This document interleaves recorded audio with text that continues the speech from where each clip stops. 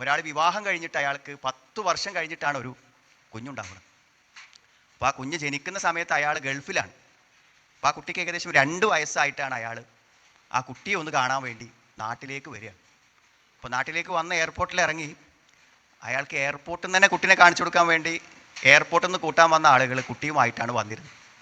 പക്ഷേ വഴിയിൽ ആകസ്മികമായി ഉണ്ടായ ഒരു അപകടത്തിൽ ആ കുട്ടി മരിക്കുകയാണ് ചെയ്യുന്നത്. അങ്ങനെ എയർപോർട്ടിൽ ഇറങ്ങി ആ കുട്ടി മരിച്ച കുട്ടിയെയാണ് ആശുപത്രിയിൽ പോയിട്ട് പിന്നെ അദ്ദേഹം കാണുന്നത്. അപ്പോൾ ആര് മരിച്ചാലും കുട്ടികൾ മരിച്ചാൽ നമുക്കൊക്കെ ദുഃഖം ഉണ്ടാവും. പക്ഷേ ആ കുട്ടി മരിച്ചപ്പോൾ അയാൾക്കുണ്ടായൊരു ദുഃഖം ഒന്ന് മനസ്സിൽ വിചാരിച്ചു നോക്കും നിങ്ങൾ. നമ്മൾ എത്രമാത്രം സ്നേഹിക്കുന്നുവോ അത്രമാത്രം നമുക്ക് അതിനെ വേർപ്പെടാൻ പ്രയാസമായിരിക്കും എന്നുള്ളതാണ്. ഞാനിത് പറയാനുള്ള ഒരു കാരണം എന്ന് പറഞ്ഞാൽ നമുക്കെല്ലാവർക്കും മനുഷ്യൻ എന്ന നിലയ്ക്ക് നമുക്കെല്ലാവർക്കും ദുനിയാവിനോടൊരു ഭയങ്കര സ്നേഹമാണ്. മനുഷ്യൻ്റെ ഭൗതിക ജീവിതത്തോടുള്ള സ്നേഹം എത്രമാത്രമാണ് എന്ന് ചോദിച്ചാൽ അതിന് അളവുകോലുകളില്ല, മാനദണ്ഡങ്ങളില്ല. അത്രമാത്രം ഇഷ്ടമാണ് മനുഷ്യന് തൻ്റെ ദുനിയാവിനോട്. അത്ര ഇഷ്ടമുണ്ടായാലുള്ളൊരു പ്രശ്നം എന്താ വെച്ചാൽ നമുക്ക് മരിക്കാൻ കഴിയില്ല. ചില ആളുകൾ ഈ മരണം വരുമ്പോൾ ദേഷ്യം പിടിക്കുന്ന ആൾക്കാരുണ്ട്. ഭയങ്കര മാരകമായ രോഗങ്ങളൊക്കെ വന്നിട്ട് മരിക്കുമെന്ന് തോന്നുമ്പോൾ അവരെന്ത് ചെയ്യും? ആകെ ദേഷ്യപ്പെടും. എല്ലാറ്റിനോടും ഭയങ്കരമായ ദേഷ്യവും പ്രതിഷേധവുമായി. എത്രമാത്രം വെച്ചാൽ നമ്മളൊക്കെ ഇപ്പോൾ മരിക്കുമ്പോൾ എൻ്റെ ഒരു കുട്ടിനെ കാണണം, അല്ലെങ്കിൽ ഒരു പേരെ കുട്ടിനെ കാണണം എന്നൊക്കെ പറയാം. ഇങ്ങനത്തെ ആളുകൾ എന്താ പറയാ അറിയും? നിങ്ങൾക്ക് കാണണ്ട, എൻ്റെ മുന്നിൽ കൊണ്ടുവരണ്ട അറിയും. എന്താ പറയാൻ കാരണം വെച്ചാൽ അവർക്ക് പ്രതിഷേധമാണ്.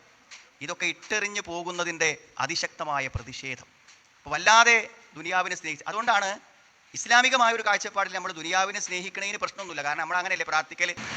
പക്ഷേ എങ്കിലും എന്താ വെച്ചാൽ നമ്മൾ കുറച്ചൊരു അകലത്തിൽ, ദുനിയാവിൻ്റെ കാര്യത്തിൽ ചെറിയ അകലത്തിൽ നിൽക്കാത്ത ഒരുത്തിന് തൻ്റെ ദീനിനോട് ഒരിക്കലും എന്ത് ചെയ്യാൻ പറ്റില്ല? നിങ്ങൾ ഒരാഭിമുഖ്യം പുലർത്താൻ ഒരിക്കലും പറ്റില്ല. ദുനിയാവിനോട് ഭയങ്കരമായ ഇഷ്ടം ഉണ്ടാകുമ്പോൾ അങ്ങനെയാണ്.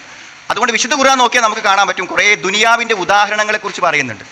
കമാ ഇൻ അൻസൽനാഹു മിനസ് സമാ, ദുനിയാവിലെ ജീവൻ എന്ന് പറഞ്ഞാൽ ഒരു മഴ പെയ്ത പോലെ എത്ര മനോഹരമായ ഉദാഹരണമാണ്. അത് നോക്ക് നിങ്ങൾ, ഒരു മരം അത് ഏറ്റവും നന്നായി കായ്ച്ച് പുഷ്പിച്ച് നിൽക്കുമ്പോൾ അത് നോക്കാത്ത ആൾക്കാരുണ്ടാവും നമുക്ക്. എന്നിട്ട് അള്ള പറയുന്നത് എന്താ അറിയോ? ആ ചെടി അങ്ങനെ നിൽക്കുമോ? ആ പഴങ്ങൾ അങ്ങനെ നിൽക്കുമോ? ആ പച്ചിലകൾ എന്നും അങ്ങനെ ഉണ്ടാകുമോ? ഫസ്ബഹ ഹശീമൻ തദ്റൂഹു റിയാഹ്, ആ മരത്തിനൊരു ഗതി വരാനുണ്ട്. എന്താണ് ആ ഗതി എന്നറിയുമോ? അത് ഉണങ്ങും, വൈക്കോലാകും. എന്നിട്ട് ആ മരത്തിലുള്ള വസ്തുക്കൾ എന്ത് ചെയ്യുന്നറിയുങ്ങൾ? അതിങ്ങനെ കാറ്റത്ത് ധൂളികളായി പാറിപ്പറക്കും. അള്ള ജീവിതത്തെ എൻഡിങ്ങളി ഹയാത്തിനെ കുറിച്ച് പറയുന്ന ഉദാഹരണമാണിത്.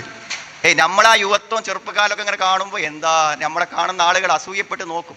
പക്ഷേ വടികുത്തി നടക്കേണ്ടി വരുന്ന, എഴുന്നേറ്റ് നിൽക്കാൻ പറ്റാത്ത, ഒരു അധിപതി എന്നാൽ സ്വീകരിക്കാൻ എഴുന്നേറ്റ് ചെല്ലാൻ പറ്റാത്ത അവസ്ഥയിലേക്ക് നമ്മൾ മാറും. അങ്ങനത്തെ ഒരു അവസ്ഥ ജീവിതത്തിൽ വരും എന്നതിനെ കുറിച്ച് എന്തിനാ പറഞ്ഞിരുന്നത് നിങ്ങൾ? ദുനിയാവിനെ അങ്ങനെ കണ്ടാൽ മതി, വല്ലാതെ അതും എന്ത് ചെയ്യണ്ട, പിടിച്ച് തൂങ്ങി നിൽക്കേണ്ട എന്നാണ് നമുക്ക് പറഞ്ഞു തരുന്നത്.